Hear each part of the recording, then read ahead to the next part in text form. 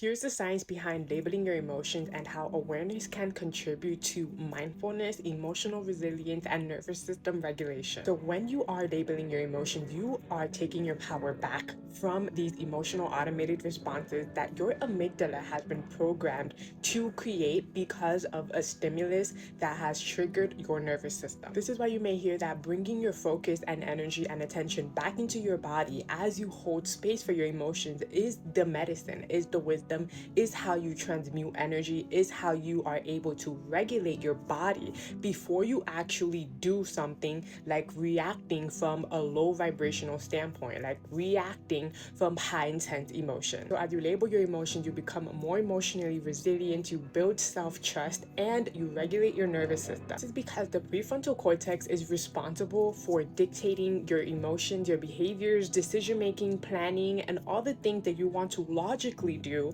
but are sometimes unable to do so because you let the amygdala, which is the threat detector, the emotional center, take over. And that's why you may hear me say a lot in my previous videos, you are not your emotions. Your emotions are simply an experience, and when you are able to become the observer rather than identifying with the emotion, you may find that you are able to create decisions, actions towards your goals a lot smoother. You get to choose from a conscious state as opposed to automated old unconscious habits, which is where reactive behaviors stem from. Your dominant behavior is a response to a common trigger because you are consistently behaving, acting from that emotional standpoint. So when you are labeling your emotions, you get to take your power back and actually consciously, logically choose your actions, choose what your next step will be. You get to work with the body to get familiar on what these types of emotions feel like within the body, therefore taking its power away from the emotional active center, which also decreases the emotional activity in the amygdala. Working with your body and mind is your best bet at unlinking old circuits and overriding them with empowered, more desired responses. And remember, your brain is always collecting data, so no matter how small and minute a different choice and action you take, they compound gradually. It isn't about how big the change or the disruption is, it's about how many times you are able to repeat it, so much to the point where your previous ways of thinking, feeling, and being become disrupted at the root and weakened. But remember that small actions can disrupt patterns that took